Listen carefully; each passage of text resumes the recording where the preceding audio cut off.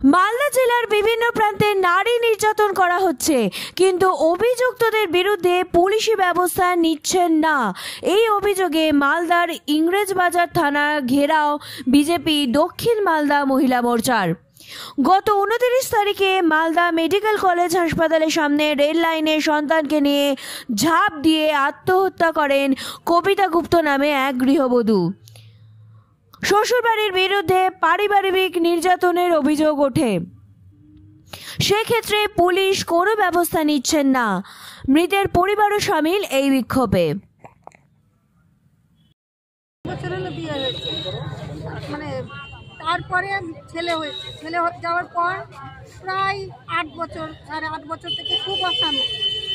ছেলেটা হয়ে যাওয়ার 5 মাস পর থেকেই অশান্তি, খুব অশান্তি, অশান্তি অশান্তি, এত অত্যাচার, এত অশান্তি।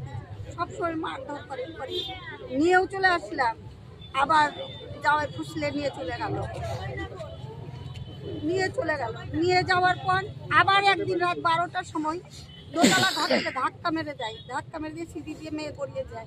রাত 10:30টার সময় ফোন করে, বাবা মা তোমরা আসো, আমাকে নিয়ে যাও। আবার নিয়ে আসার পর আমি বলি, মা আর যেতে হবে না, ওই সংসার করতে হবে না, থাক। তখন আবার বলছি কি চলো ফোনে গিয়ে থানায় গিয়ে ডায়েরি করি। হ্যাঁ, আমি শাস্তি চাই, আর কিচ্ছু চাই না। যেদিন আমার অত্যাচার ছেলে, আমার নাম চন্দনা গুপ্ত, মানে ওকে নিয়ে যে কি চান? শাস্তি চান? আমরা শাস্তি চাই, ফাঁসি চাই। এরকম অত্যাচার ছেলে যেন আর না থাকে। একজন শিক্ষক প্রাইমারির এই করতে পারে আমরা ভাবতে পারি না। তার আমরা শাস্তি চাই, মৃত্যু চাই তার।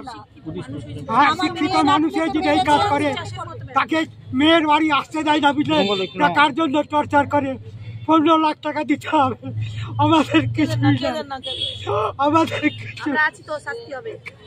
কিছু না। ছেলে একটা কিছু করেনি, এরা শুধু ডায়েরি দিয়েছে, কোনো রকম ছেলেকে ধরে না, কিছু না।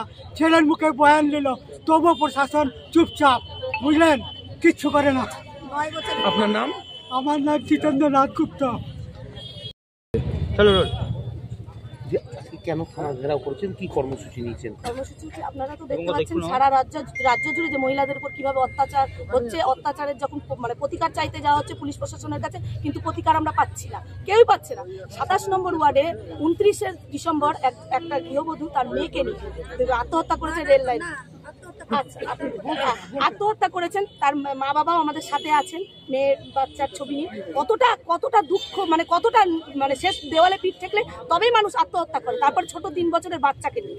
তারপরে কি হয়েছে, তার মানে হাজবেন্ড, বাড়ির লোক, তাকে যখন মানে সৎকার করার কথা, তার আসার কথা, থাকার কথা, সে পালিয়ে বেড়াচ্ছে। তাকে ধরার জন্য পুলিশ প্রশাসনের কাছে বারবার দ্বারস্থ হচ্ছে, বাবা মা দ্বারস্থ হচ্ছে, ভাই, ওনাদের অবস্থা সেরকম, মানে বুঝতেই পারছেন কিভাবে পুলিশ প্রশাসন পয়সা নিয়ে সেই লোকটাকে মানে ভাগিয়ে বেড়াচ্ছে। আমাদের সভাপতিও ফোন করেছিলেন, বারবার জানানো হচ্ছে, বলছে ধরা যাচ্ছে না। পুলিশ ধরতে পারবে না বললেই হলো যে ধরতে পারছে না? এর মধ্যে কত বড় রহস্য আপনারাও বুঝতে পারছেন। তার প্রতিবাদে আজকে উনার বাবা মাও এই মানে দোষীর শাস্তি চায়। আমরাও চাই যে দোষীর শাস্তি হোক। তার প্রতিবাদেই আমাদের আজকে রাস্তায় নামা। এই যে পুলিশের বিরুদ্ধে আপনারা অভিযোগ করছেন, এখানে যদি না হয় তাহলে কি করবেন, আগামী দিনে কি পদক্ষেপ নেবেন? আজকে সারা রাজ্য জুড়ে মহিলাদের উপর অত্যাচার এবং নির্যাতন বেড়েই চলেছে। দুর্ভাগ্যের বিষয়, আমাদের মহিলা মুখ্যমন্ত্রী, তিনি কিন্তু মহিলাদের উপর যখন অত্যাচার হয় তিনি কিন্তু মুখ বন্ধ করে থাকেন। কোনোদিন তার প্রতিকারের জন্য তিনি রাস্তায় নামেন না, এমনকি প্রশাসনকেও সচেতন করেন না যে যারা অপরাধী তাদেরকে ধরা হোক। তো আমরা একই জিনিস মালদাতেও দেখছি। মালদাতে এই প্রথম নয়, একের পর এক ঘটনা ঘটেছে। 27 নম্বর ওয়ার্ডে একটি মেয়ে বধূ নিহত হতে বাধ্য হয়েছে। হাসপাতালে একটি মেয়ে, এখন তাকে খুঁজে পাওয়া যাচ্ছে না। আমাদের মালদার প্রশাসনও কিন্তু নিশ্চুপ হয়ে আছে। সেই কারণে আজকে আমরা এই আন্দোলনে নেমেছি, মহিলা মোর্চার আন্দোলনে নেমেছে। আগামী দিনে পুলিশ যদি সজাগ না হয়, দোষীদের যদি না ধরে, তাদের যদি সাজা তারা না পায়, তাহলে মহিলা মোর্চার আন্দোলন আরো বৃহত্তর আন্দোলনে যাবে।